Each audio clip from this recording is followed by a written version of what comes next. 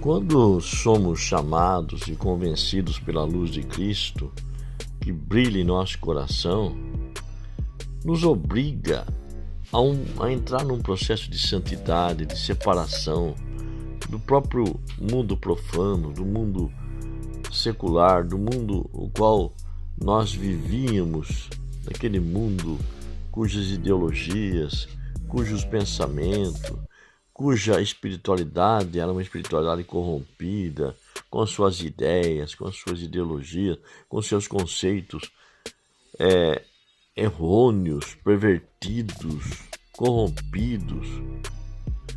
E exige de cada um que vive a experiência da iluminação de Cristo um afastamento. Isso é natural, até que a verdade se estruture dentro de nós, que as coisas espirituais tenham uma certa estrutura, onde o engano e a mentira, a corrupção já não mais irá ter poder sobre o nosso entendimento. É necessário um afastamento, um isolamento daqueles que são da carne, que buscam o conhecimento espiritual através da sua carne, através dos seus próprios conceitos. E Enoque, no capítulo 12, ele fala sobre isso. E antes destas coisas acontecerem, o que? Do juízo do sentinela, dos gigantes, que ele narra toda aquela história, a qual já é conhecido de muitos de vocês. Diz a Bíblia, diz o texto, que Enoque esteve então escondido. Esse escondido é também um estado mental de separação do mundo ímpio. É a condição mental que nos mantém afastados da própria corrupção. Porque nós não vamos conseguir desenvolver uma santidade, nós não vamos conseguir preservar a pureza do nosso entendimento em meio a uma corrupção. É necessário que a gente saia desse meio.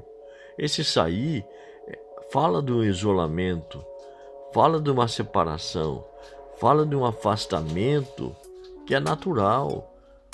Muitas vezes é doloroso, mas nós temos que nos afastar de pessoas que são contra aquilo que agora a luz de Cristo começa a trazer como verdade dentro de nós.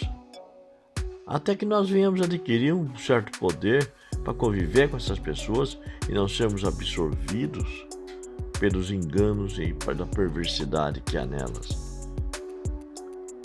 E então Enoque fala essa experiência de afastamento, de estar escondido da corrupção, e nenhum dos filhos dos homens sabia onde ele estava, e onde ele havia estado e o que havia acontecido. E esteve, no versículo 2 fala do capítulo 12, e ele esteve totalmente engajado com os santos e com os sentinelas em seus dias. Eu, Enoque, fui abençoado pelo grande Rei da Paz. Houve paz durante esse processo, e há paz para todos que buscam a santidade, a separação, mesmo que se isolem. Eis que os sentinelas chamaram Enoque o escriba. Então você veja que esse afastamento, na verdade, deve acontecer com cada um que experimentou a luz de Cristo na sua vida e que vive em meio à corrupção, a esse ego-gigantismo, a essa egolatria.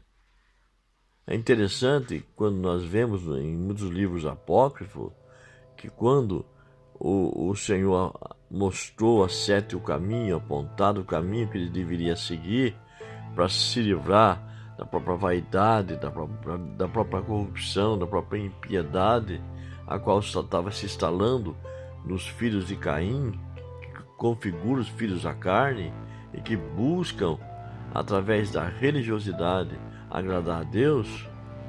Quando Sete, o filho de Adão, o terceiro filho de Adão, ele é separado e posto numa montanha, diz os livros apócrifos, alguns livros apócrifos. Essa separação dos cainitas com os setistas realmente fala de uma santificação, de uma interrupção na relação entre os dois, porque não tem como haver santidade com essa mescla, com essa mistura. E eram proibidos de descer a montanha e ir até os filhos dos homens, porque a corrupção era muito grande no entendimento espiritual, no entendimento religioso que estava se difundindo entre os filhos do homem, os filhos da carne. Então veja que esse é o processo natural de todos que buscam o entendimento e a elevação do seu entendimento.